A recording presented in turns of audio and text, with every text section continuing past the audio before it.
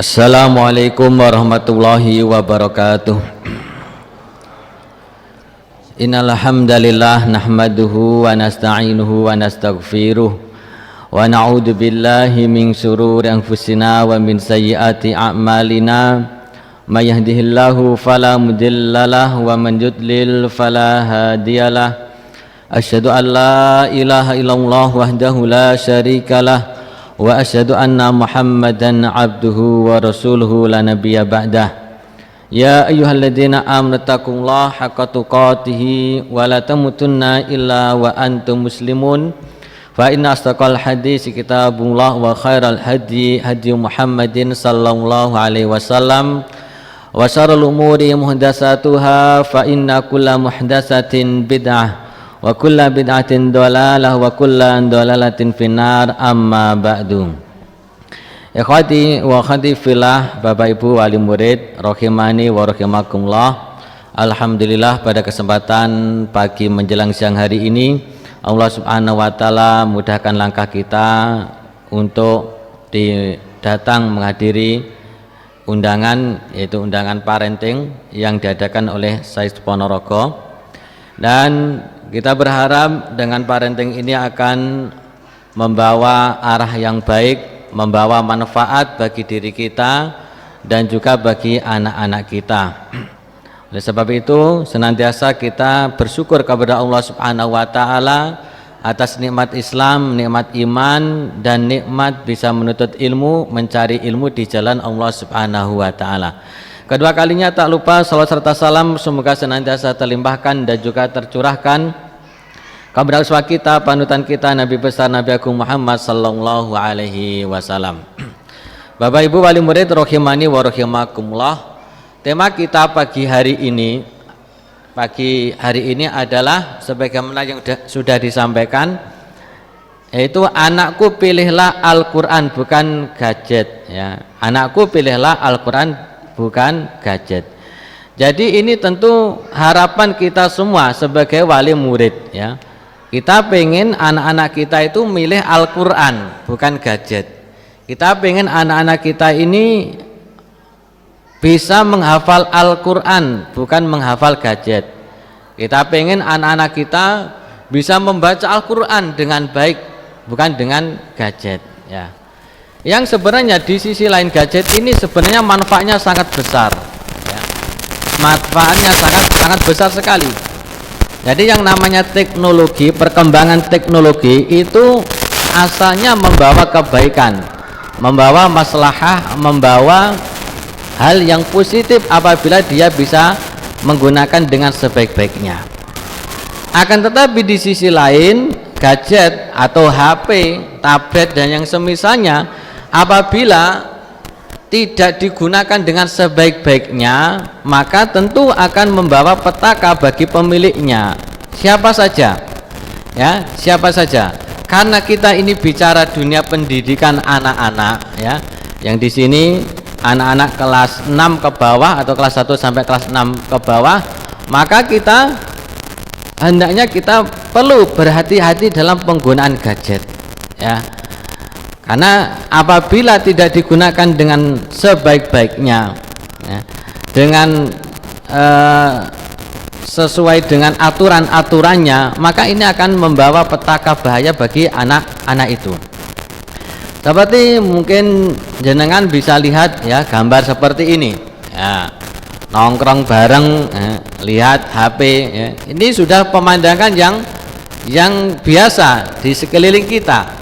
Kalau jenengan dulu nggak pernah ngumpul seperti ini, lihat barang kecil kotak, ya. Jenengan dulu ndelok watu, ya, atau ngelihat apalah, ya, sobo kali gitu. Sekarang nggak ada anak sobo kali, nggak ada. Turut kali golek iwak, nggak ada. Yang sekarang seperti ini, apalagi kalau pas liburan itu sebenarnya musibah bagi orang tuanya. Kenapa? Mesti nanti ngumpulnya seperti ini. Nah, kalau orang tidak kenceng, tidak kuat akan seperti ini. Masing-masing bawa HP, kemudian sibuk dengan HP-nya masing-masing. Ada yang main game, ada yang WA-an.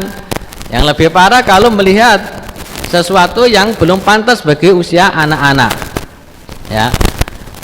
Nah, dan juga seperti ini, sampai kucingnya juga ikut melihat HP gitu. Nah, ini lihat ada kucing yang lihat HP ya. Saking tertariknya dengan apa? HP. Kucing saja bisa melihat HP ya. Hati-hati ya. Ada punya anak 4, ada punya anak 5, sulit ngatur anaknya. Akhirnya sudah urusan selesai dikasih HP ya. Biar nggak rame kasih HP, biar tidak tengkaran dikasih HP ya. Memang tenang seperti ini, kondisinya tenang, tapi jenengan tidak tahu apa yang dilihat oleh anak ini dan si kucing ini ya. Nah seperti ini juga biasa ya. Sampai khusyuk, melebihi khusyuknya ketika sholat, ketika diajari sholat duha, sholat sunnah itu enggak khusyuk. Tetapi kalau sudah fokus kepada benda yang kotak kecil ini, khusyuknya luar biasa ya. Bahkan anak kecil ya, anak kecil di bawah 2 tahun, 1 tahun itu juga seperti ini ya. Putra-putri jenengan yang 1 tahun 2 tahun ya dikasih HP seperti ini ya nyaman, betul apa tidak? Nggih jujur mawon, betul kan? Tidak betul ya. Sampai iya kalau dikasih HP itu senang gitu loh. HP itu kayak dapat surga kalau sudah dapat HP.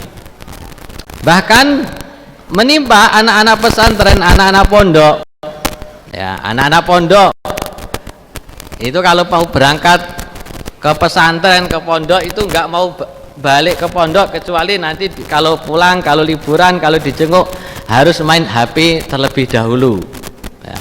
Akhirnya orang tuanya kalah, diberikan HP. Ada HP yang harganya 5 juta, ada HP yang harganya sampai 10 juta, bahkan ada HP yang harganya sampai 20 juta. Bayar SPP nggak bayar, tapi kalau beli HP untuk anaknya, masya Allah ya, kalah dengan anaknya. Nah, anaknya dibelikan apa? HP. Setelah dibelikan HP, ingin pindah sekolah. Nah, maka hati-hati, jenengan sebagai orang tua harus memiliki sifat ketegasan. Jadi jangan dituruti ya. Karena HP ini Allah alam kok bisa seperti itu, virusnya luar biasa ya. Mungkin sebagaimana kita dulu kalau megang HP itu kan, dulu HP-nya HP Siemens yang masih jadul-jadul itu ya, HP Nokia yang belum ada kamera yang berwarna, belum ada internet, itu kita pegang kemana-mana, kita kepegang, padahal nggak ada yang telepon, tapi suatu kebanggaan. Tapi pada saat itu tidak masalah, tidak mengapa kalau orang itu megang HP paling untuk telepon, untuk SMS. Kalau mainan game paling ya ular apa itu, ular kreket sama kotak-kotak itu tok, gamenya ya cuman itu. Nah, jadi di sisi lain HP ini karena ada internetnya itu yang jadi bahaya gitu. Bukan bahaya secara zatnya, bahaya secara penggunaannya ya. Nah, ini menimpa anak-anak pondok, sehingga ada anak-anak pondok yang masuk pondok itu saking cintanya sama HP nggak bisa lepas dari HP, disembunyikan di mana gitu, nanti ada operasi baru ketahuan ya, dan lain sebagainya. Allahumma musta'an. Jadi ujian terberat orang tua kalau saya lihat untuk saat ini ya HP ini ya. Ujian bagi kita sebagai orang tua, sebagai wali murid ya, untuk saat ini itu adalah HP. Bukan macam-macam, karena dari HP itu akan menelurkan atau mengeluarkan pemikiran-pemikiran yang tidak baik apabila dia tidak bisa dikontrol atau tidak dipantau. Ini sangat bahaya sekali. Maka hati-hati dalam penggunaan HP atau gadget. Oleh sebab itu waspada. Sebagai orang tua harus waspada. Gadget di sisi lain bermanfaat, tapi di sisi lain menjadi bumerang bagi siapa saja, terutama bagi anak-anak kita. Bermanfaat, sangat bermanfaat sekali. Coba jenengan datang ke sini rata-rata pakai undangannya HP. Bisnis sekarang bisnis online, usaha pakai online, dari rumah mendatangkan uang ya. Mengaji bagi yang tidak bisa hadir di majelis ilmu bisa lewat Facebook, lewat YouTube. Alhamdulillah dengan HP ini dakwah menyebar luas.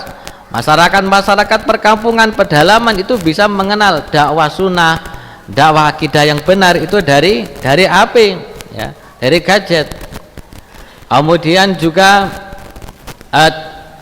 mungkin tulisan-tulisan yang bermanfaat itu juga dari HP. Jadi secara zatnya ini sangat bermanfaat sekali, tetapi secara penggunaannya maka harus berhati-hati, karena dia akan menjadi bumerang bagi pemakainya, yang besar ataupun yang kecil. Jangan dikira yang sudah dewasa itu aman kalau pakai HP, itu aman. Anak-anak dewasa ketika pakai HP aman, belum tentu ya. Orang tua yang pakai HP pasti aman, belum tentu. Harus ada ketakwaan di dalam menggunakan HP itu ya.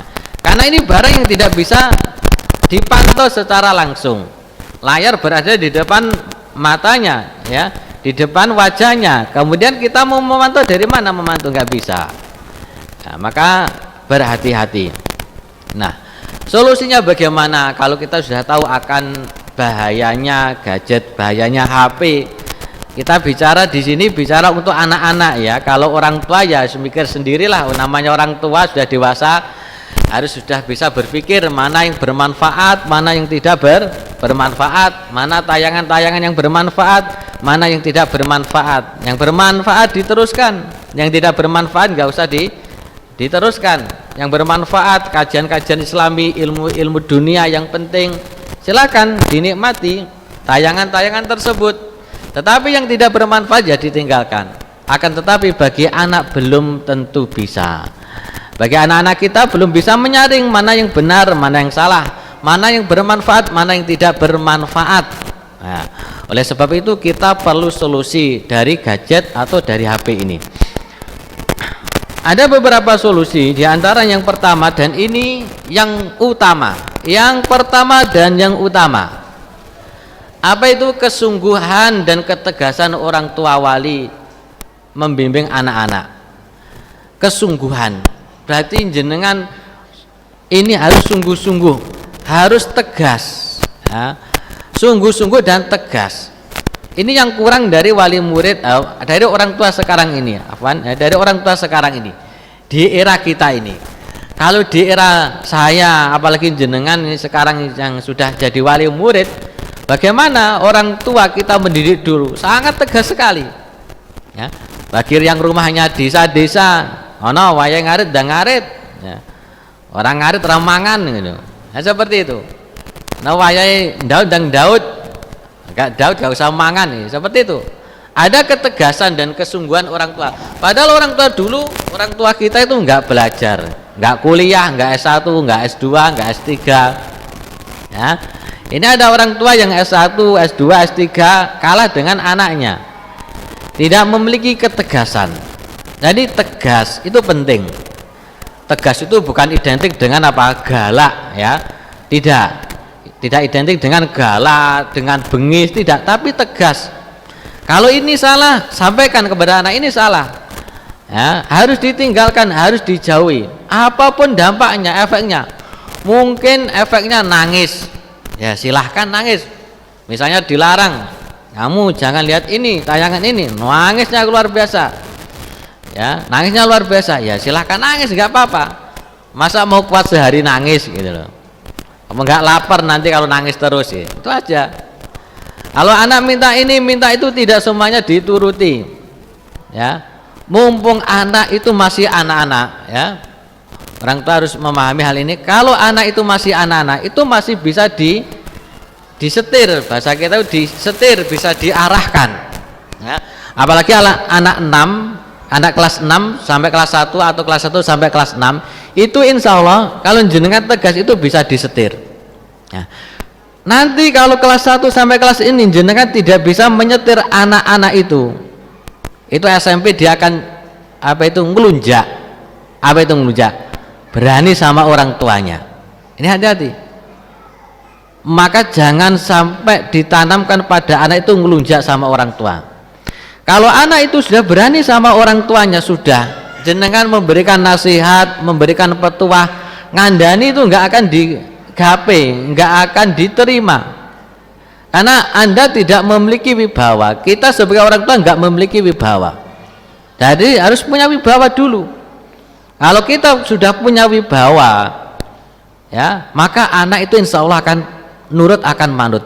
Sebagaimana ya kita dulu dididik orang tua kan seperti itu.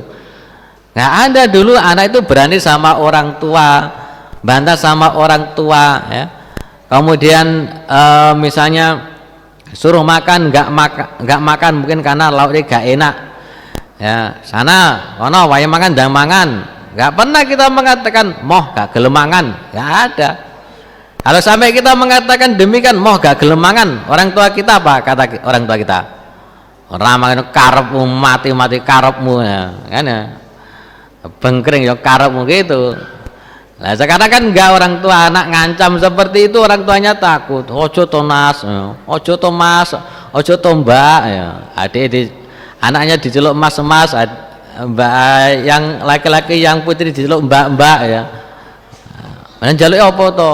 Iwak goreng, pitik goreng. Nah, akhirnya dituruti. Dan jenengan jebol kalau nuruti kemauan anak, apalagi minta HP. Ada yang minta HP yang Android tipe ini tipe itu dituruti, sementara ekonominya tidak mencukupi. Yang jenengan sendiri yang jebol, ya, kita sendiri yang jebol. Ya, jadi ketegasan ini penting, dan ini yang kurang yang kita amati dari sebagian wali murid yang mereka itu dalam mendidik anak kurang tegas, ya, kurang berani kepada anaknya. Maka ini yang di sini rata-rata wali murid kelas 1 sampai kelas 6 mungkin, ya, itu jangan sampai anak itu berani sama kita, jangan sampai. Karena nanti kalau sudah SMP, sudah remaja, itu sudah punya pengalaman, sudah punya wawasan, dia sudah berani membantah, kemudian diperintah tidak mau, ya. Kalau sudah seperti itu, khawatirnya dibawa sampai SMA, dibawa sampai kuliah, khawatirnya kita tidak mampu memenuhi keinginannya, akhirnya kita yang akan istilahnya itu dibantai, kita yang akan direndahkan, ya. Jangan sampai. Orang tua harus berada di atas anaknya, orang tua yang memelihara anak, terutama ibunya yang melahirkan dengan susah payah mengandung 9 bulan, bapaknya bekerja mati-matian untuk mencari nafkah menghidupi anaknya. Ketika anak lahir, ketika anak sudah dewasa kok berani sama orang tuanya, ini kebangetan, ya. Kita harus ingat bagaimana susahnya, ya, bagi ibu mengandung anak tersebut, susahnya orang tua bagi laki-laki bapak ketika mencari nafkah untuk kehidupan anak dan istrinya. Ingat seperti itu, agar kita ini tidak direndahkan sama anak kita, ya. Ya, jangan sampai orang tua kalah dengan anaknya, jangan sampai, ya. Jadi ada ketegasan di dalam membimbing anak-anak kita. Kemudian yang kedua adalah mengingat akan bahaya gadget atau HP bagi perkembangan otak anak-anak, ya. Jadi gadget atau HP itu bagi anak-anak ini sebenarnya tidak cocok, ya, tidak tepat, ya. Harus ada pemantauan yang ketat dari orang tuanya atau dari walinya, ya, dari orang tuanya atau dari walinya. Karena anak ini, anak kelas 6 ke bawah itu bisa dikatakan golden age, yaitu usia emas, ya. Usia emas yang bagus-bagusnya berkembang. Makanya kenapa usia kelas 5 usia 5 tahun sampai usia 12 tahun itu harus perbanyak difokuskan untuk menghafal, ya, menghafal, karena mereka memiliki usia yang emas. Artinya apa? Insya Allah anak-anak usia itu kelas 6 ke bawah itu mudah untuk menghafal Al-Quran, dan selain mudah menghafal Al-Quran, kuat di dalam menghafal Al-Quran. Beda kalau sudah 14 tahun ke atas, itu mereka bisa menghafal Al-Quran, bisa, tapi merawatnya, menjaganya itu yang sulit. Apalagi 25 tahun ke atas, apalagi 40 tahun ke atas bisa menghafal Al-Quran bisa, tetapi merawatnya, memurojaahnya itu yang sulit. Terkadang itu yang sulit, itu yang berat. Nah, anak yang usia masih kanak-kanak, ya, mungkin usia TK sampai usia kelas 6 SD atau 5 SD, ini memiliki otak yang luar biasa, ya. Otak kanannya ataupun otak kirinya memiliki tingkat kecerdasan yang luar biasa. maka kecerdasan tersebut jangan sampai disalahgunakan, ya. Oleh siapa? Oleh ini tadi, oleh gadget, oleh HP tadi, ya. Jangan sampai disalahgunakan, ya. Gunakan semaksimal mungkin untuk menghafal ayat-ayat Al-Quran. Dan ingat, tidak ada anak stres gara-gara menghafal Al-Quran, nggak ada, ya. Ini jangan kalau ada bocah kok diwajari hafalan terus, TK sak jus, kelas loro rong jus, kelas 5 jus. Nah, kok anaknya kok piye nek stres? Ini enggak ada istilah stres dalam menghafal ayat Al-Qur'an. Ada beritanya, coba saya pengen tahu beritanya, ya, di pondok mana, di sekolah mana, SD Islam mana, MI mana yang menyebutkan bahwasanya anaknya stres gara-gara menghafal Al-Qur'an. Boten wonten. Ya, tidak ada ceritanya. Karena dunia anak itu dunia enjoy. Sebagaimana kita dulu ketika kita anak-anak, pernah jenengan waktu anak-anak mikir piye ben carane golek duit, ngopeni keluarga, kan nggak pernah mikir. Yang kita pikir adalah kebahagiaan, kesenangan. Nah, dunia bermain, dunia apa? Bermain, tidak mikir apa-apa, ya. Maka apalagi anak-anak itu kalau kita gunakan, kita manfaatkan mereka dalam kebaikan, insya Allah nanti dewasanya juga akan berkembang dengan baik, otaknya akan berkembang dengan baik.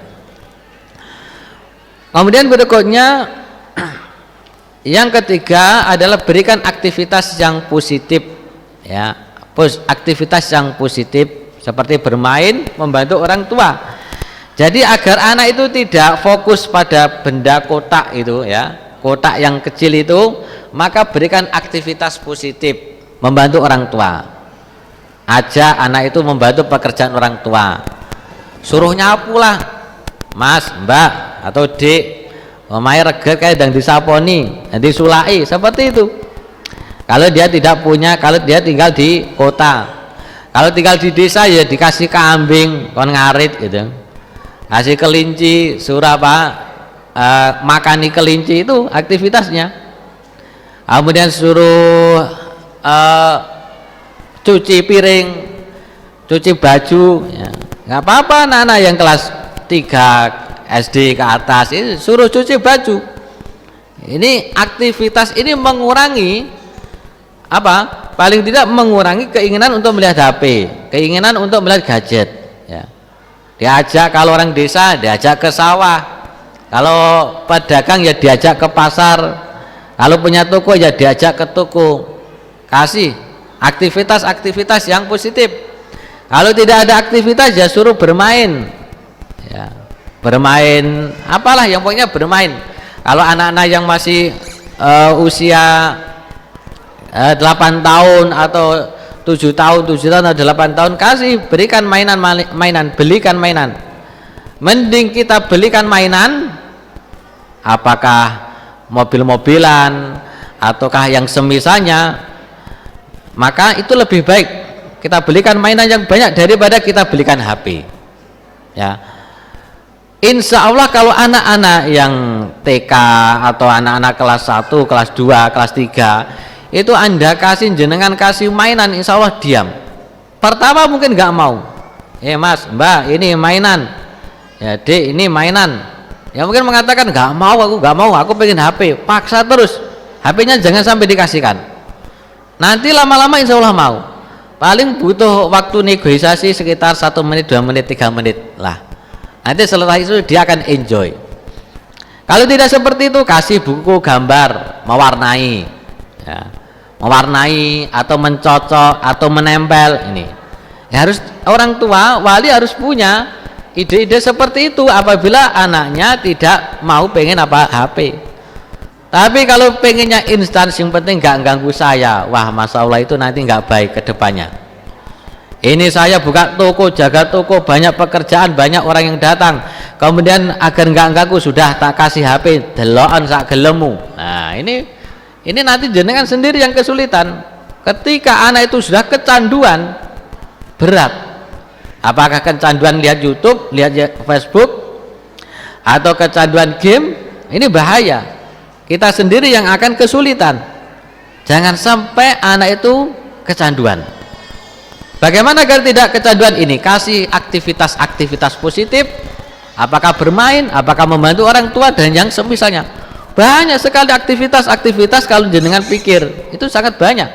Jenengan mesti punya kesibukan dalam rumah tangga.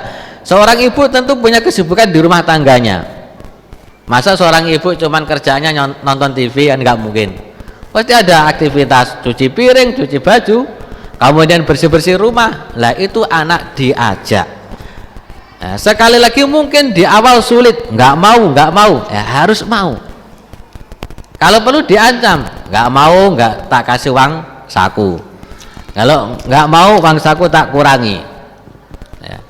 Anak juga sudah aku tak keluar rumah, misalnya diancam jenengan tak keluar rumah, silahkan keluar rumah gitu. Insya Allah malah nggak berani keluar rumah.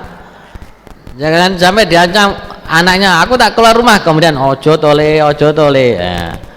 Nah, akhirnya nanti sedikit demi sedikit dituruti itu. Nah, kalau anak ngancam itu ngancam apa ya silahkan gitu aja, santai aja, dan insya Allah tidak berani, tidak akan mungkin terjadi. Karena ya dulu kita pernah ngalami ya. Nang omah kerja wis tak minggat ya. Wong tuane ngomong minggat toh. Ya. Minggat artinya apa ya? Mikir bingung dewe. Kerjaan aja belum bisa kerja, cari uang juga belum bisa, cari makan juga belum bisa. Jadi santai aja, kalau diancam anak-anak itu nggak usah takut. Masa orang tua takut sama anaknya gitu. Kemudian berikutnya yang keempat ada download aplikasi atau video-video yang bermanfaat. Jadi kita tidak istilah itu mencegah secara total pemakaian HP, tidak. Karena ini dunia yang sudah modern. Ya. Kita tidak melarang secara total, ini yang perlu juga diingat. Ya. Silakan Anda pinjami HP, nggak masalah. Karena dunia ini berkembang. Jangan sampai tidak megang HP sama sekali.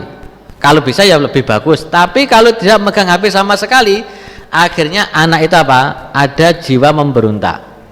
Istilahnya gini, temanku, tetanggaku ndelok HP, aku gak diwai HP. Wah, suatu saat aku nanti kalau beli HP akan tak pol-pol nih, akan saya istilahnya itu bebas-bebaskan. Itu istilahnya itu balas dendam gitu loh, kalau tidak dikasih sama sekali. Jadi nggak apa-apa, kasih HP itu nggak apa-apa. Cari download aplikasi-aplikasi video-video yang bermanfaat. Alhamdulillah sekarang banyak sekali aplikasi-aplikasi yang bermanfaat. Kalau misalnya ada film-film kartun, ada yang apa itu ada suaranya murotal, itu masih mending daripada kartun yang suaranya musik. Download aplikasi-aplikasi seperti itu. Atau aplikasi bermanfaat cara membuat jus apel. Kemudian cara membuat apa ini nasi goreng, seperti itu diarahkan. Insya Allah kalau anak-anak itu bisa, kelas 6 ke bawah itu insya Allah bisa dan mau. Tapi kalau nanti sudah SMP itu sulit, sudah remaja, sudah balik. Tapi kalau usia tadi 12 tahun ke bawah, dengan kita downloadkan, kasih aplikasi-aplikasi yang bermanfaat, video-video yang bermanfaat, insya Allah bisa dengan izin dari Allah Subhanahu wa Ta'ala. Jadi setiap, dan kita harus tahu bahwasanya setiap ada racun atau setiap ada virus itu mesti ada obatnya. Anda perhatikan apa saja, ketika muncul masalah ini, masalah itu mesti insya Allah ada solusinya. Demikian pula dengan gadget, dengan HP.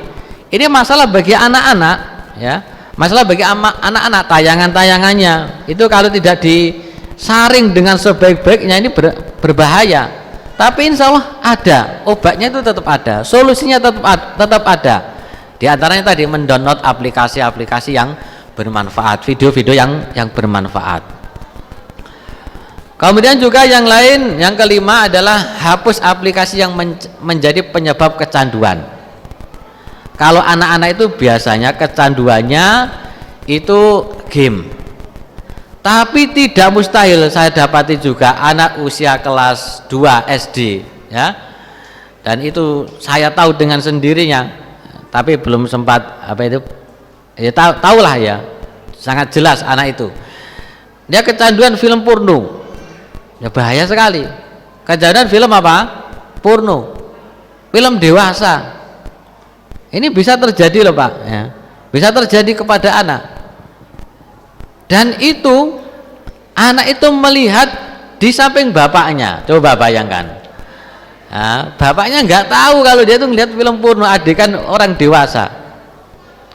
Karena dia sudah kecanduan, otomatis di hariannya itu yang diucapkan kata-kata porno.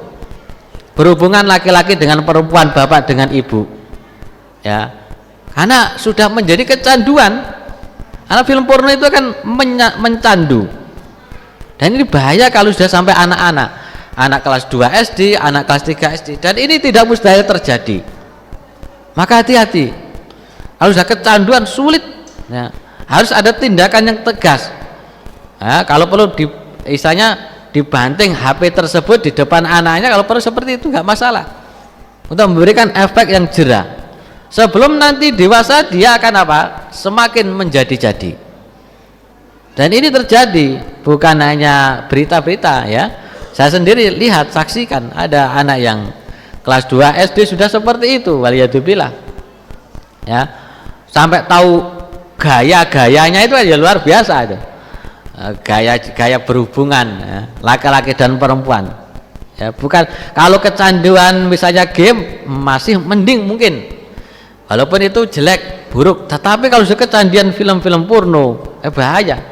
Dia tumbuh sebelum dewasa. Tumbuh sebelum matang atau matang sebelum saatnya. Bahaya sekali. Ya. Jadi jangan bermudah-mudahan memberikan HP, ngasih HP kepada anak-anak. Jangan. Sebelum nanti menjadi bumerang bagi Anda sendiri. Harus hati-hati, ekstra hati-hati. Jadi kalau ada aplikasi-aplikasi yang mungkin anak itu mendownload sendiri, ada aplikasi-aplikasi yang menjadikan dia kecanduan, harus dihapus, segera dihapus. Anak itu kalau sudah kecanduan nanti diarahkan untuk baik, untuk hafalan Al-Quran sulit. Kalau sudah kecanduan, jenengan ajari doa-doa, ajari hadis-hadis, ajari Al-Quran, itu ibarat air yang mengalir begitu saja. Hafal ya hafal, tapi tidak diresapi, tidak dipahami dalam hatinya, tidak dijadikan sebuah kepentingan, tidak. Tapi hanya sekedar patute ya, cocoknya gitu aja karena diarahkan orang tuanya, tapi belum melekat pada hatinya. Maka ini yang kelima, hapus itu aplikasi-aplikasi yang menjadikan anak itu kecanduan. Kemudian atur jadwal melihat gadget. Atur jadwal. Tadi kita sudah sampaikan tidak masalah, nggak apa-apa. Anak itu disuruh atau diperbolehkan melihat HP. Ya. Tetapi atur jadwalnya. Allah subhanahu wa ta'ala memberikan kita ini waktu 24 jam dalam sehari. Atur jadwal tersebut. Maksimal mungkin cuma 1 jam. Kamu boleh lihat HP, tapi cuma 1 jam, cuma setengah jam. Oh nggak mau Pak, nggak mau ya, nggak mau ya wes gitu. Nggak mau sekolah ya wes. Nyong desa ngarit kono gitu ya.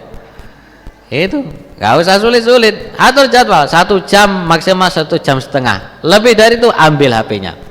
Nangis, marah, biarkan, nggak masalah. Nanti lama-lama juga diam.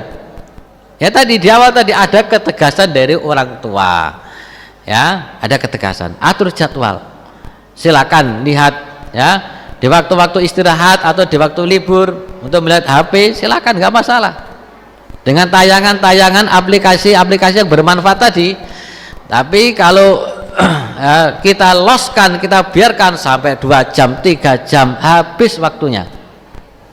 Yang waktu itu sebenarnya untuk bermanfaat untuk yang lain, itu bisa habis. Dan HP itu luar biasa ya, satu tontonan habis, ada tontonan penawaran, tontonan yang lain, penawaran penayangan yang lain, sehingga tidak terasa 5 menit, 10 menit, 15 menit ya, sampai akhirnya 1 jam, 2 jam, 5 jam berlalu tidak mendapatkan apa-apa, tidak mendapatkan manfaat apa-apa dari gadget atau dari HP tersebut.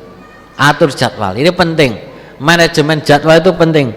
Semua kita punya aktivitas ya, semua kita punya aktivitas, tapi aktivitas untuk anak kita, pendidikan anak kita juga penting. Semuanya itu sibuk Ya, tidak ada orang yang sudah punya anak nggak sibuk itu, semuanya nggak ada, semuanya sibuk. Tetapi tetap diatur jadwal untuk membimbing anak-anak kita agar anak itu berjalan dengan baik hariannya, memori harinya itu berjalan dengan baik. Di antaranya mengatur jadwal untuk melihat gadget tadi. Kemudian yang ketujuh, tidak mengikuti semua kemauan anak. Ya, anak itu kadang melihat temannya bawa HP Android yang level berapa lah, akhirnya pengen. Pak, belikan HP seperti teman saya, seperti teman sekelasku, seperti ya, si fulan dan si fulana. Jangan diikuti, jangan dituruti. Minta HP yang mahal, yang harga 5 juta, ada yang harga 10 juta, jangan dituruti. Dan ini berlaku pada semua apa saja. Anak itu ketika minta, tidak semua permintaan anak dituruti. Orang tua harus selektif, orang tua harus bisa memilah dan memilih mana yang cocok, mana yang tidak cocok, mana yang tepat, mana yang tidak tepat. Ya. Tidak semua dituruti dan tidak dimanja. Jangan sampai mendidik anak itu dimanja, jangan sampai. Kenapa? Kalau dimanja, tadi khawatir ngelunjak. Nanti kalau sudah dewasa, remaja dewasa itu ngelunjak, berani sama kita.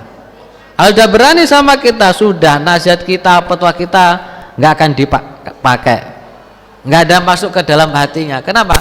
Karena sudah dia berani sama kita.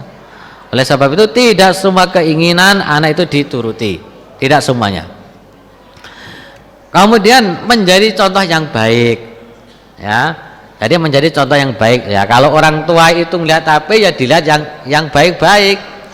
Nanti kalau melihat yang jelek-jelek, anaknya tahu lah, bapak yang delok ngene iki, ibu yang delok ngene iki. Ya. Kemudian juga jangan sering-sering melihat HP di depan anak, sehingga anak itu apa? Pengen. Bapaknya ngeliat HP terus 1 jam, lihat HP terus setengah jam, lihat HP terus, anaknya tahu. Nah itu nanti anaknya juga protes ya. Anaknya loh, iki bapak aku kok ndelok HP terus, masa aku nggak boleh lihat gitu. Jadi contoh yang baik. Nah, karena tidak ada pendidikan, sistem pendidikan yang paling baik daripada kita menjadi contoh. Kalau kita ingin anak kita ini rajin ke masjid, ya kita harus rajin ke masjid. Kalau kita ingin anak kita ini pintar membaca Al-Quran, ya paling tidak kita menampakkan bahwasanya kita ini membaca Al-Quran. Kalau pengen kita anak kita itu rajin, ya kita harus rajin. Anak kita pengen amanah, ya kita harus amanah. Keteladanan itu yang penting, yang cocok. Makanya Nabi kita Muhammad SAW selain berdakwah dengan lisannya, beliau berdakwah dengan hal, dengan keadaan, dengan prakteknya. Praktekkan apa yang beliau sampaikan, yang beliau katakan itu dipraktekkan oleh Nabi kita Muhammad SAW, sehingga umat melihat, oh seperti ini Nabi kalau beramal, oh seperti ini Nabi kalau berkata. Maka kita sebagai orang tua juga seperti itu, akan menjadi contoh bagi anak-anak kita. Tindak tanduk kita secara tidak langsung itu direkam oleh anak kita, walaupun kita tidak menyampaikan, walaupun kita tidak mengajarkan, secara otomatis ya. Kalau kita sering bicara yang kotor, yang jelek, ketika dapat apalah cobaan, mungkin kita keluar kata-kata yang kotor, lah anak itu ya juga akan nanti suatu saat akan keluar kata-kata yang kotor. Kenapa? Karena meniru orang tuanya demikian. Orang tuanya berkata kotor, ya sudah dia ikut aja akan berkata yang kotor ya. Orang tuanya nggak baca Al-Quran, ya anaknya nanti ikut-ikutan tidak mau membaca Al-Quran. Orang tuanya nggak mau sholat jamaah di masjid, ya anaknya nggak mau sholat jamaah di masjid. Jadi keteladanan itu penting dalam dunia pendidikan. Orang tua, guru, pendidik dan lain sebagainya harus memiliki sifat keteladanan yang anak itu secara otomatis bisa copy dan paste, melihat dicontoh, melihat dicontoh. Tidak hanya sekedar omongan, tidak sekedar ucapan ya. Mas, Mbak, aja ndelok HP terus, ternyata orang tuanya terus lihat HP. Mas, Mbak, aja ndelok TV, jangan lihat TV. Orang tuanya lihat sinetron terus, ya sama saja. Nanti anak bisa protes, karena orang tua mau tidak mau akan menjadi contoh bagi anak-anaknya. Kemudian berikutnya solusinya agar apa ini terhindar dari dampak negatif gadget atau HP, hindari meletakkan gadget di sembarang tempat, ya, hindari. Jadi kita harus punya apa namanya, istilahnya kita punya tekad, ya, punya tekad. Bahwasanya jangan sampai anak saya sembarangan memakai HP, termasuk HP saya. Maka taruh di tempat-tempat yang aman. Ya, jangan sampai bahasa kita tenggeletak ning didi HP. Bahkan bapaknya memiliki 2 HP, ibunya juga 2 HP, ya, kadang sampai 3 HP, 2 orang HP-nya 5, 2 orang HP-nya 6. Akhirnya anak suatu saat dia bisa mengambil, kalau mengambil khawatirnya digunakan untuk melihat tayangan-tayangan yang tidak cocok, yang tidak tepat, yang itu justru akan merusak dunianya, yaitu dunia anak. Nah, Bapak Ibu wali murid rahimani wa rahimakumullah, apabila 9 perkara tadi sudah kita kerjakan, sudah kita usahakan semaksimal mungkin, maka kalau kita pengen anak kita hafal Al-Quran, cinta Al-Quran, ya, dan itu tentu harapan kita semua, ya, harapan kita semua, anak-anak kita itu pengen bisa membaca Al-Quran dengan baik, minimal itu. Syukur bisa menghafal Al-Quran. Kalau tidak perlu 30 juz, ya 15 juz lah. Kalau tidak 15 juz, ya 10 juz. Kalau tidak 10 juz, ya sebisanya 1 juz 2 juz. Yang penting anak itu bisa membaca Al-Quran dengan baik. Maka kita tempuh langkah berikutnya. Yang pertama, sampaikan akan pentingnya membaca Al-Quran dan mempelajari Al-Quran, ya, terutama menghafal Al-Quran. Ini fadilahnya sangat besar. Banyak hadis-hadis yang menyebutkan tentang keutamaan membaca Al-Quran, tentang menghafal Al-Quran. Sampaikan kepada anak-anak, Mas, Mbak, Dik, kalau kamu hafal Al-Quran, nanti kamu bisa masuk surga, nanti kehidupanmu akan mulia di sisi Allah Subhanahu wa Ta'ala, nanti orang tuamu akan bahagia. Sampaikan, ya, nanti pahalamu akan berlipat ganda. Sampaikan tentang fadilah dan keutamaan membaca Al-Quran, karena Al-Quran itu adalah pedoman bagi seorang muslim, seorang mukmin. Orang tidak akan tersesat selama seorang muslim itu berpegang teguh kepada Al-Quranul Karim. Tidak akan tersesat, karena Allah Subhanahu wa Ta'ala menurunkan atau menciptakan manusia itu plus dengan perangkatnya. Perangkatnya apa? Perangkatnya diantaranya adalah Al-Quran. Jangan sampai anak kita orang Islam kok tidak bisa membaca Al-Quran, buta Al-Quran. Ini suatu hal yang tidak tepat, yang tidak baik, karena Al-Quran itu ibarat roh bagi seorang muslim, ya, roh bagi seorang muslim. Kalau tubuh itu tanpa roh, bagaimana kehidupan seorang muslim? Akan hampa, ya. Seorang muslim yang tidak membaca Al-Quran itu akan hampa hidupnya, galau hidupnya. Ya, kalau masih kecil, kalau sudah dewasa, apalagi sudah tua, tidak membaca Al-Quran itu akan galau hidupnya, kemerungsung dalam kehidupannya, ya, selalu tidak nyaman dalam kehidupannya. Kenapa? Karena Al-Quran adalah roh bagi diri kita, bagi manusia, bagi seorang muslim. Maka anak dipahamkan, ya, penting untuk membaca Al-Quran, penting untuk menghafal Al-Quran. Apalagi anak-anak, sekali lagi yang kita bahas ini anak-anak, usia emas, usia yang sangat tepat untuk menghafal Al-Quran. Kalau jenengan mungkin sebagian sudah dewasa atau sebagian sudah penuh dengan kesibukan, nggak sempat untuk menghafal Al-Quran. Kalau jenengan nggak bisa menghafal Al-Quran, minimal anak kita. Kalau kita tidak bisa menghafal Al-Quran, minimal anak kita. Kalau kita hanya hafal setengah juz 30 atau seperempat juz atau seperempatnya tadi, seperempatnya lagi, Inna atoina, ya, kemudian Al-Falaq, An-Nas, Al-Ikhlas, cuman itu saja, paling tidak anak kita lebih, ya, anak kita bisa lebih 2 juz, 3 juz atau 5 juz, ya, karena Al-Quran itu sangat bermanfaat. Syafi'an di askabi, nanti hari kiamat Al-Quran itu akan menjadi syafi', akan menjadi pensyafaat bagi siapa? Bagi pembacanya. Ya, kalau anaknya mendapatkan syafaat orang tua, otomatis akan mendapatkan, ya, fadilah dari anaknya, kecipratan fadilah dari anaknya tersebut. Ya, maka jangan disia-siakan usia anak-anak itu untuk bisa mempelajari dan menghafalkan Al-Quran. Kemudian yang kedua, mengatur jadwal untuk menyempatkan bersama-sama membaca Al-Quran. Memang tidak kita pungkirin sebagian kita ini sibuk, tetapi sesibuk-sibuknya kita masa enggak ada waktu sepekan sekali, sepekan 2 kali dampingi anak. Mas, coba ambil Al-Qur'annya, aku pengen mendengarkan kamu membaca Al-Quran, aku pengen mendengarkan kamu menghafal Al-Quran. Sempatkanlah sepekan 1 jam saja, atau sepekan 1 jam kurang dikit nggak masalah. Yang penting dibersamai, ya, bersama dengan anak-anak kita, karena ini wujud kepedulian kepada anak kita, ya, wujud kasih sayang kita kepada anak kita. Bukan hanya nyuruh kono ndang hafalan kono ndang maca Al-Quran sementara nggak pernah didampingi.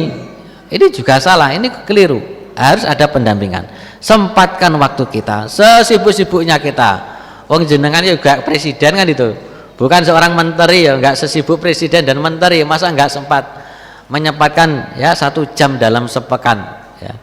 Jadi atur waktu sebisa mungkin untuk membersamai mereka menghafal atau membaca Al-Quran.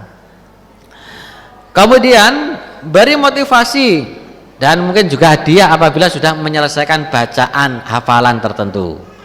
Dunia anak-anak itu adalah dunia motivasi. Dunia anak-anak itu adalah dunia yang penuh dengan kesenangan. Salah satu untuk mendatangkan kesenangan pada anak-anak memberikan hadiah, ya. Nggak masalah, tidak harus besar, tidak harus banyak jumlahnya, tidak masalah. Uang 5.000, uang 10.000 itu sudah berharga bagi anak kita. Ya, kamu selesaikan juz 30, nanti kalau sudah selesai tak kasih uang, ya, 100.000, tak kasih uang 50.000. Itu sudah senang sekali anak-anak. Ada penghargaan dari orang tuanya gitu. Jangan anak suruh hafalan nggak pernah dikasih apa-apa, ya namanya anak, bukan orang dewasa. Anak itu kalau nggak dikasih hadiah ya nanti akan turun semangatnya. Beda dengan orang dewasa, ya, orang dewasa itu ingin menempuh sesuatu itu karena keinginan, ingin menempuh sesuatu karena keinginan. Tetapi kalau anak-anak harus terkadang dipaksa dan dikasih hadiah.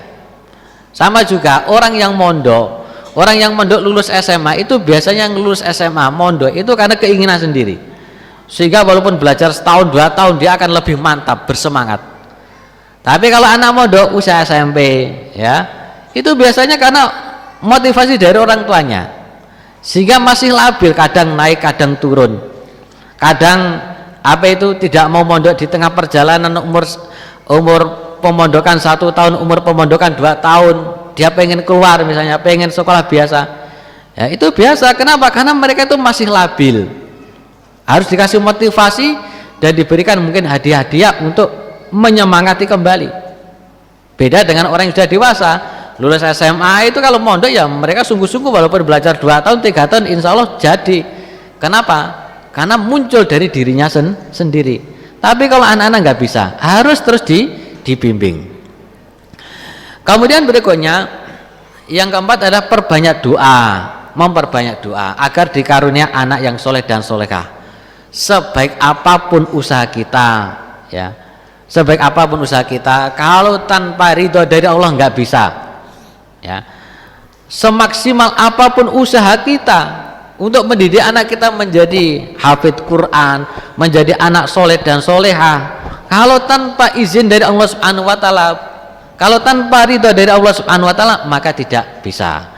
Oleh sebab itu perbanyak doa, minta keridhaan kepada Allah Subhanahu Wa Taala. Harus sempatkan doa, bahkan kalau bisa setiap hari doakan anak itu. Sepertiga malam terakhir, sholat tahajud, bangun malam, walaupun cuma 2 rakaat, walaupun cuma sholat witir, bangun doakan anak kita, karena anak ini aset yang terbesar bagi orang tuanya.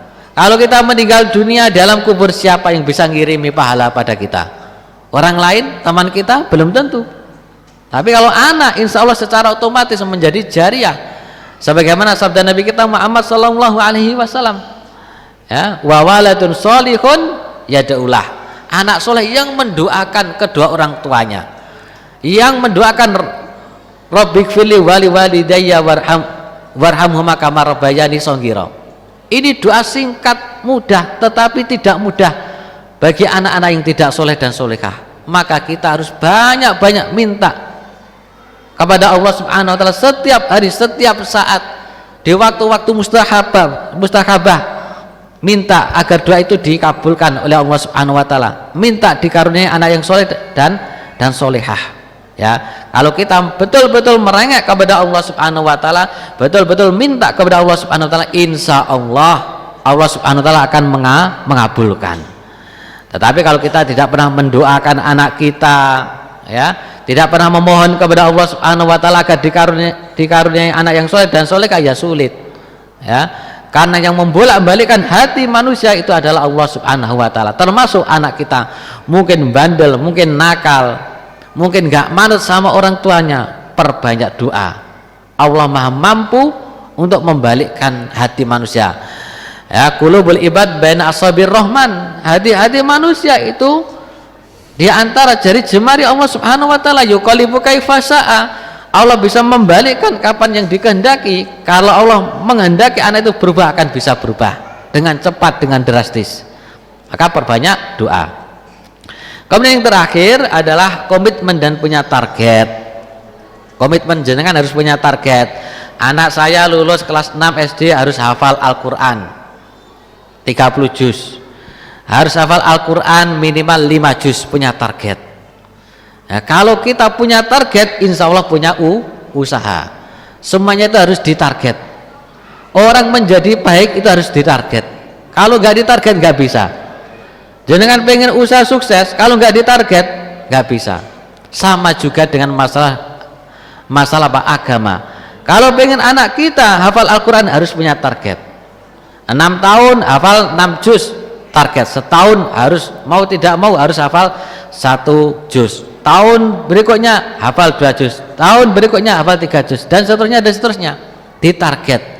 Insya Allah dengan mentarget dan punya komitmen yang tinggi orang tuanya, insya Allah akan diberikan kemudahan oleh Allah Subhanahu wa ta'ala.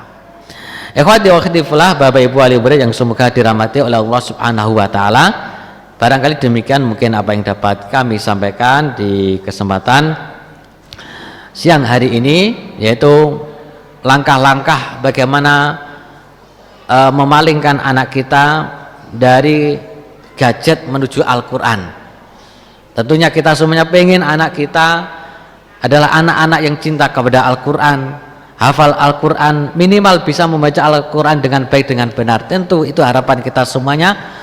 Maka setidaknya ilmu yang sedikit ini bisa mungkin dipraktekkan dalam kehidupan kita sehari-hari, dan semoga Allah Subhanahu wa ta'ala mengabulkan langkah-langkah kita, mudahkan langkah-langkah kita semuanya untuk menjadikan anak-anak kita anak yang soleh dan solehah yang bermanfaat bagi kedua orang tuanya. Wallahu a'lam bishawab. Ada kurang lebihnya mohon maaf. Wassallallahu ala nabiyyina Muhammad wa ala alihi washabihi wa akhiru da'wana alhamdulillahi rabbil alamin.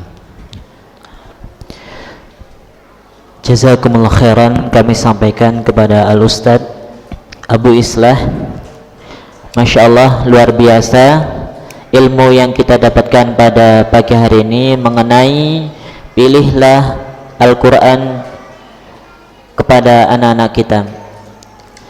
Baik Al-Ustadz, menginjak acara selanjutnya, memasuki acara selanjutnya, yakni sesi tanya jawab. Ada pertanyaan Ustadz dari wali santri. Ya. Bagaimana menghadapi ananda yang suka game dan menganggap kalau main game nanti bisa dapat uang dan bisa membahagiakan orang tua, jadi menganggap main HP itu boleh dan bisa membahagiakan orang tua? Ya. Bismillah wassalatu wassalamu ala.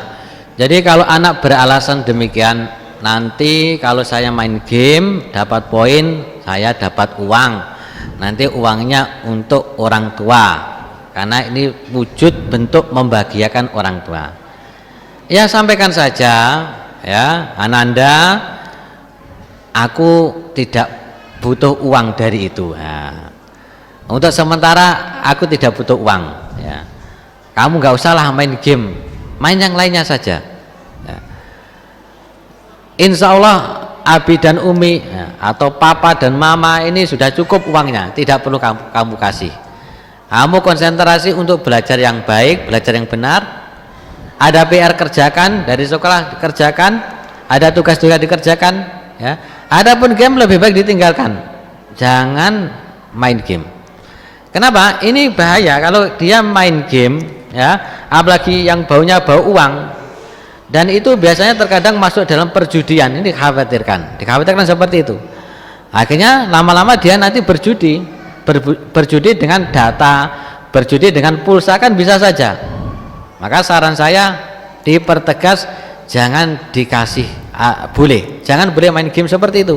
Walaupun tujuannya anak baik, ingin ngasih orang tuanya, itu baik, ngasih uang itu baik, tapi caranya salah, caranya keliru. Tidak semua maksud yang baik itu caranya benar. Maka cara yang salah, cara yang keliru harus dihilangkan, jangan diteruskan, dicegah, ya.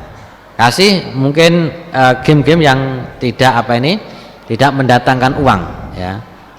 Nanti kalau dia cari game yang mendatangkan uang, nanti alasannya seperti itu. Sampai game yang nggak ada uangnya akhirnya diteruskan, dijadikan kebiasaan, akhirnya kecanduan. Jadi sampaikan demikian, dan kita harus bersikap tegas tentang hal ini. Wallahu a'lam bishawab. Jazakumullah khairan Ustaz. Berikutnya,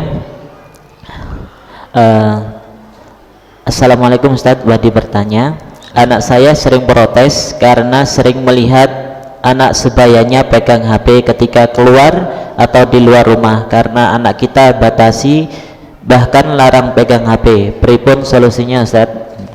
Ya, solusinya sebagaimana yang sudah kita sampaikan tadi, ya. Tidak masalah anak itu dikasih waktu melihat HP, nggak masalah, ya. Karena nanti kalau tidak dikasih HP sama sekali, ya tadi ngelunjak, atau kalau ada kesempatan dia akan mati-matian menggunakan HP tersebut. Ibaratnya itu istilahnya protes, ya.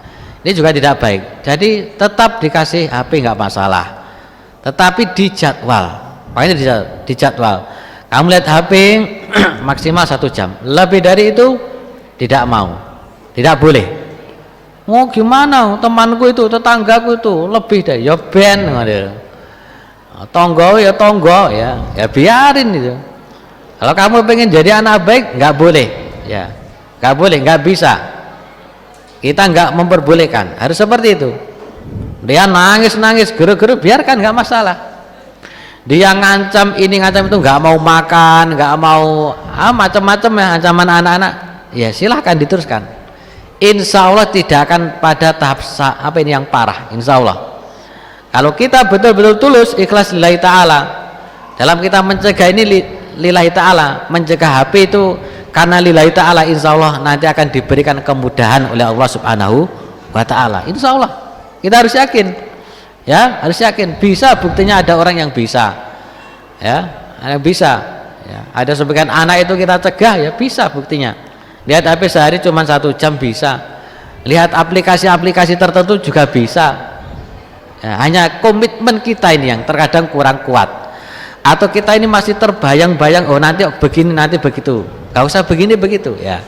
Jadi tadi ada komitmen dan ketegasan. Wallahu a'lam bishawab. Nggih Ustaz, selanjutnya, bagaimana cara menumbuhkan rasa ketakwaan kepada anak agar terhindar dari melihat hal-hal yang negatif? Jazakumullah khair. Ya, ketakwaan itu kan istilahnya itu meninggalkan, diantara pengertiannya adalah meninggalkan larangan-larangan yang dilarang oleh Allah Subhanahu wa taala. Ya, sampaikan kepada anak itu, nggak masalah. Anak-anak itu disampaikan bahwasanya nanti kamu kalau melanggar ini dan itu, kalau kamu mencuri uang bapakmu dimasukkan ke dalam neraka. Sampaikan, neraka itu sifatnya seperti ini, ya, makanannya adalah buah zakum, kemudian makanannya, minumannya adalah darah dan nanah. nggak apa-apa ditakut-takuti seperti itu, karena ini akidah, keyakinan ya. Insya Allah itu nanti akan terbawa sampai dewasa ya. Anak akan takut dan itu bukan bentuk istilahnya itu wah ini memomoi anak, menakut-nakuti anak, tidak ya, tidak.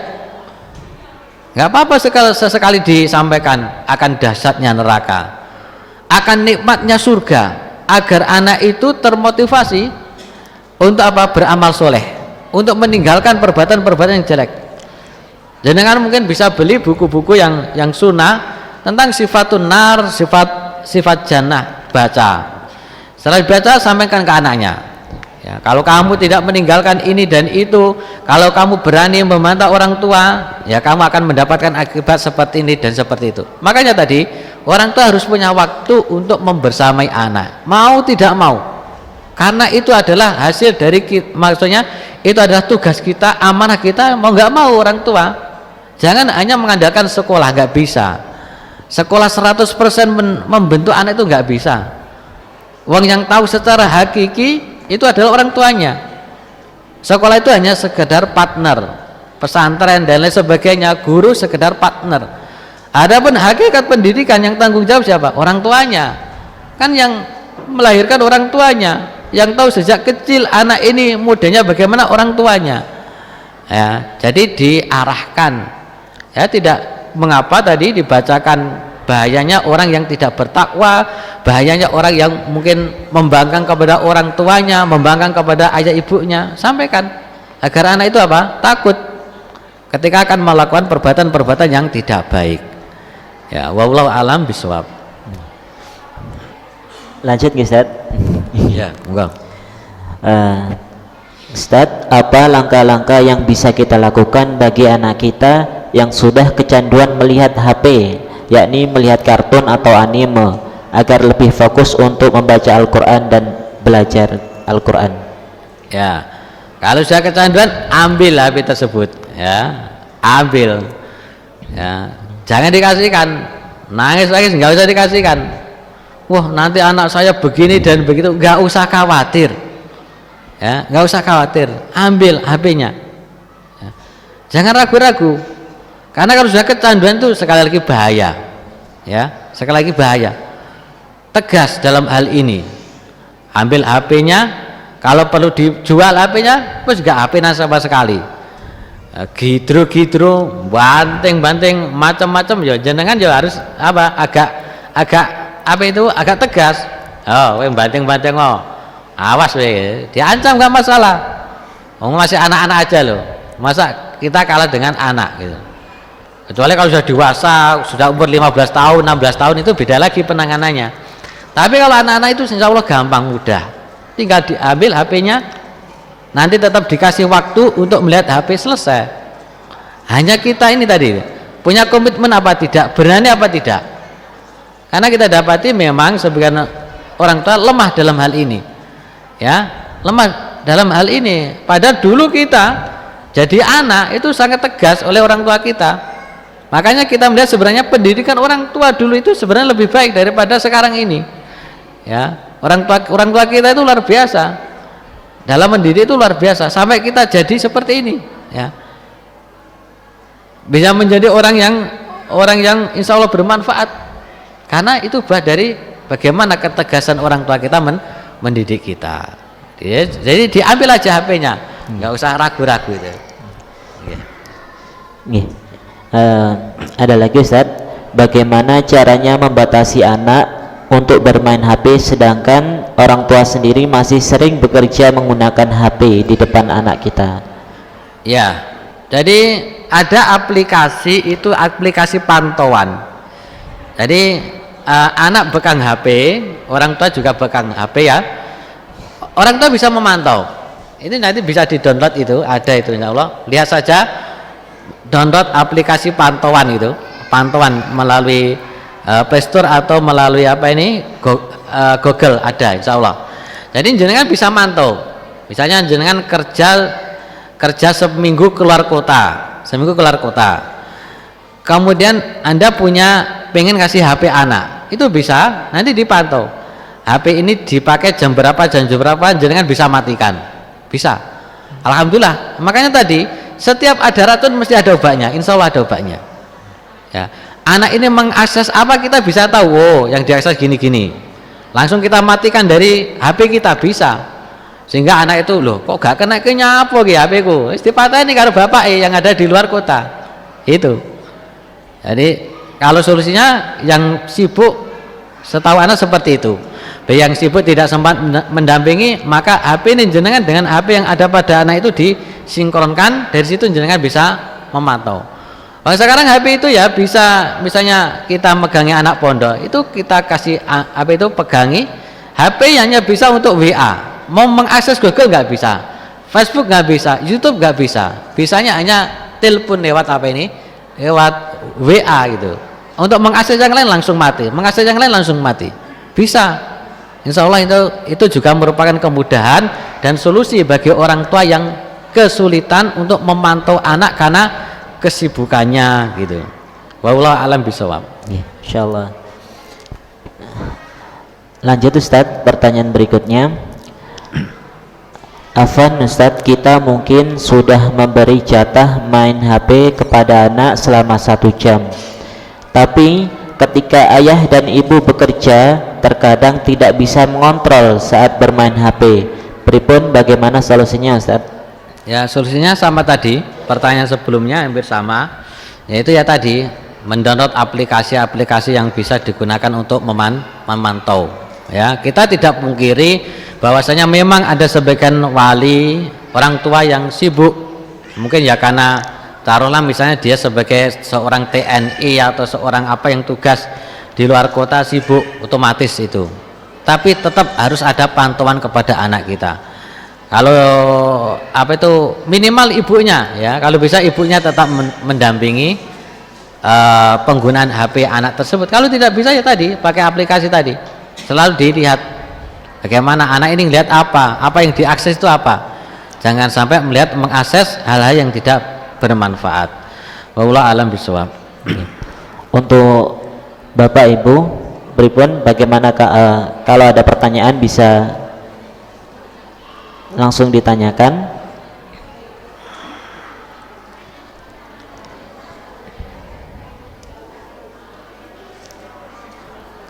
Terkait tema tadi ya, anakku jangan sampai gadgetmu mengalihkan kepada Al-Quran.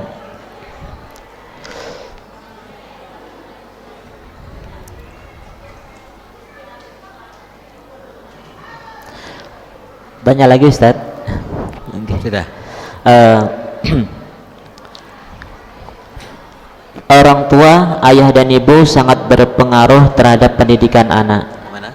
Anak dan ibu, ayah dan ibu adalah salah satu pengaruh terhadap pendidikan anak. Namun apabila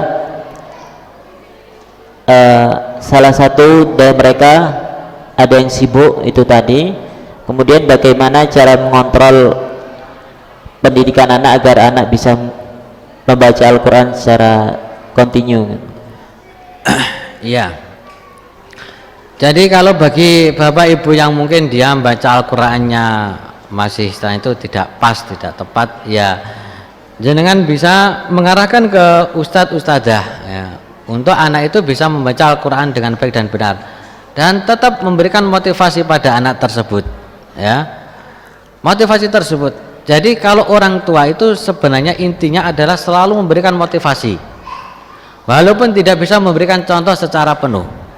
Kita lihat misalnya para imam-imam kita seperti Imam Ahmad, Imam Syafi'i, mereka memiliki orang tua yang luar biasa, memiliki komitmen, walaupun mungkin orang tua itu tidak sepintar, tidak secerdas anaknya ya. Imam Ahmad misalnya, ibunya luar biasa dalam mendidik anaknya. Ketika anaknya masih tidur, waktunya bangun dibangunkan, kalau nggak bangun dikasih air yang hangat bangun. Setelah itu disuruh untuk hadir ke majelis ilmu. Ibunya nggak begitu pinter dalam agama, tapi punya komitmen untuk bagaimana anakku itu menjadi baik. Sama juga mungkin orang tua sekarang, dulu adalah preman, tapi harus punya komitmen, kalau dulu saya preman, kalau bisa anakku jangan. Kalau dulu saya ini orang yang bejat, kalau bisa anakku jangan. Punya komitmen, banyak doa, kemudian komitmen, usaha, terus anak itu diarahkan, terus dinasihati. Karena anak itu labil, naik turun. Harus kita punya komitmen untuk terus memberikan motivasi kepada anak-anak kita. Insya Allah akan diberikan kemudahan oleh Allah Subhanahu wa Ta'ala. Demikian, wallahu a'lam bishawab. Okay. Satu lagi Ustaz, insyaallah. Ya. Afwan Ustaz mau bertanya, apakah akan ada dampak yang tidak baik jika kita sama sekali tidak memberikan HP kepada anak kita, sedangkan tanpa HP saat ini dia masih aman, tidak ada protes atau minta HP? Ya. Jadi kalau alhamdulillah kalau ada anak seperti itu, ya, itu merupakan fadlullah yu'tihi may yasha. Karunia Allah yang diberikan kepada orang yang dikehendaki, ya. Apakah ada dampaknya? Kalau anak itu tidak mau dengan sendirinya, insya Allah tidak ada dampaknya. Karena kemauan dari sendirinya. Pa, ma, abi, umi, aku gak usah megang HP. Ini luar biasa. Wah, ini jenengan merupakan karunia yang sangat besar. Karena ini muncul dari dirinya sendiri. Insya Allah tidak berdampak. Tapi kalau kita tidak meminjami HP, kemudian karena kita paksa, ini biasanya berdampak. Biasanya, ya tadi dampaknya anak itu akhirnya apa? Melunjak. Kalau ada kesempatan akan habis-habisan melihat HP, ya. Karena ada setengah paksaan ketika tidak melihat HP. Tapi kalau anak itu dengan sendirinya muncul idenya sendiri dari pikirannya sendiri, bahwasanya ya aku nggak perlu lihat HP, saya nggak perlu HP, nggak masalah, saya pengen menjadi anak yang baik. Nah, langsung motivasi, bagus nak, tak jenteli kamu, syukur-syukur dikasih hadiah, ada penghargaan dari orang tuanya, ya itu luar biasa, nikmat yang sangat besar. Karena diantara nikmat yang paling besar saat ini kita dikaruniai anak yang tidak senang HP, wes itu nikmat yang sangat besar. Maka harus kita jaga, kita pelihara, arahkan terus untuk menjadi yang lebih baik. Wallahu a'lam bishawab. Ya, Masya Allah. Baik Ustaz, jazakumullah khairan atas jawaban-jawaban dari pertanyaan wali santri. Baik Bapak Ibu wali santri yang semoga dimuliakan oleh Allah Subhanahu wa Ta'ala. Jadi intinya bahwasannya kita selaku wali santri Sekolah Alam Islamic Center Ponorogo, ketika awal masuk mengisi dokumen-dokumen, mengisi untuk komitmen bahwa wali santri bersedia tidak memfasilitasi HP secara mandiri. Jadi insyaallah kita sama-sama berusaha berikhtiar bagaimana caranya agar anak-anak kita terhindar dari bahayanya gadget maupun kecanduan gadget. Berikut Bapak Ibu wali santri rangkuman yang bisa kita ambil hikmahnya dari kajian parenting kali ini. Yang pertama, untuk solusi agar anak tidak kecanduan gadget, kesungguhan dan ketegasan kepada orang tua. Kemudian selanjutnya mengingatkan bahaya HP atau gadget kepada anak-anak kita, berikan aplikasi-aplikasi yang bermanfaat untuk anak-anak kita, hapus aplikasi yang kecanduan terhadap anak-anak kita, dan atur jadwal gadget untuk anak kita dan jadikan contoh yang baik bagi anak-anak kita dan hindari meletakkan gadget di sembarang tempat. Dan untuk solusi agar anak cinta Al-Quran, yang pertama adalah sampaikan fadilah-fadilah untuk membaca Al-Quran dan mengatur jadwal anak untuk menemani dan membacakan ayat Al-Quran bersama-sama. Kemudian yang ketiga, beri motivasi dan hadiah kepada anak-anak jika anak-anak bisa disuruh untuk membaca Al-Quran dan hafalat yang baik. Yang keempat, perbanyak doa agar kita dikaruniai anak-anak yang soleh solehah. Dan yang terakhir, komitmen dan mempunyai target untuk anak-anak kita ke depannya. Baik Bapak Ibu wali santri rahimani wa rahimakumullah, tiba waktunya di akhir acara pada kajian parenting hari ini, yakni acara penutup. Kami selaku pembawa acara mengucapkan jazakumullah khairan kepada Al-Ustadz Abu Islah dan Bapak Ibu wali santri yang sudi hadir dalam kajian parenting kali ini, dan insya Allah kajian parenting kali ini akan berlanjut pada bulan-bulan berikutnya.